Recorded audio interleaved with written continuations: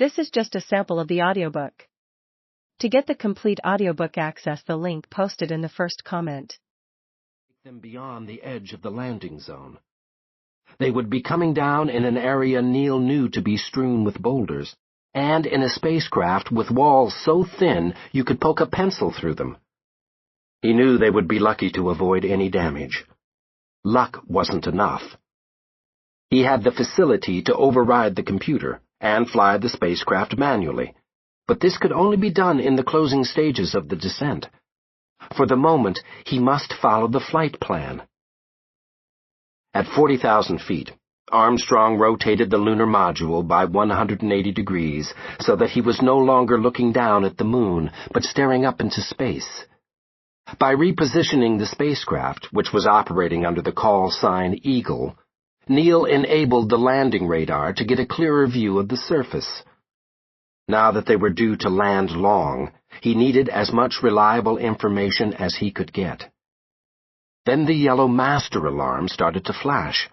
A tone sounded in Neil's headset, and the computer's yellow prog light lit up. The computer would help diagnose the problem, allowing Armstrong and Aldrin to decide what action to take based on lessons learned during training. "It's a 12:02, Neil told Houston, after glancing at the computer display. It was a code neither he nor Buzz had ever seen during training, so now they had two problems. The computer could be signaling an immediate need for action, yet incapacitated by uncertainty, they could do nothing but wait for advice from home. The seconds slowly ticked by. Neil was prepared to abort at any moment, should it suddenly become obvious that they were in serious trouble. As commander of the mission, his decision was final, and if the situation demanded it, he would take action, whether Houston had replied in time or not. Conscious that the situation could rapidly deteriorate, Armstrong quickly assessed the performance of the spacecraft's systems. He urgently needed to know whether the alarm required them to immediately abort the flight. In the absence of information, 18 seconds after calling for assistance, he was forced to repeat his request, and for the first time, anxiety could be heard in his voice. "Give us a reading on the 12:02 program alarm." A further 5 seconds later, Houston finally replied, "Roger. We are go on that alarm." Using the jargon of mission control, the ground assured Neil that the alarm could be switched off, and that it was safe to continue the flight. Mission Control tried to pass on additional information, but the haunting sound of static interrupted the transmission, and for a while communication was intermittent. There were many moments when Neil and Buzz simply didn't know how closely the flight controllers were able to follow the data that was automatically sent back from the spacecraft. This was something they had never practiced for.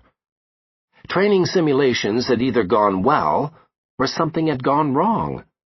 The question of things kinda being okay, but it's hard to be sure, had never arisen, and the astronauts found it distracting.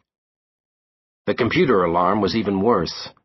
It continued to signal a warning, and for Neil and Buzz it seemed that they had a genuine problem. Houston was 3 days away, and confronted by an error in their timing, broken communications, and recurring alarms, Armstrong and Aldrin were relying on pure piloting skills.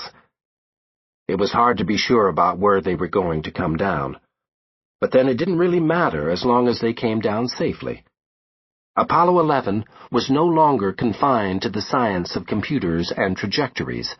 It was about the art of flying.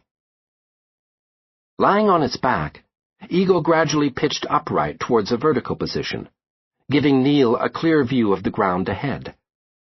The computer was guiding the spacecraft directly towards a huge crater beside a field of boulders, any one of which could smash the lunar module's landing gear or the engine bell. At less than 1,000 feet, Neil took partial control of the spacecraft. Using a hand controller, he cut the descent rate and focused on flying forward, skimming over the dangers below, without a word to Mission Control. In Houston, the flight controllers were all but paralyzed by the tension, as it became clear that Neil was delaying the landing. Each man knew that the spacecraft was approaching an altitude just a few hundred feet above the surface. That was known to be a point of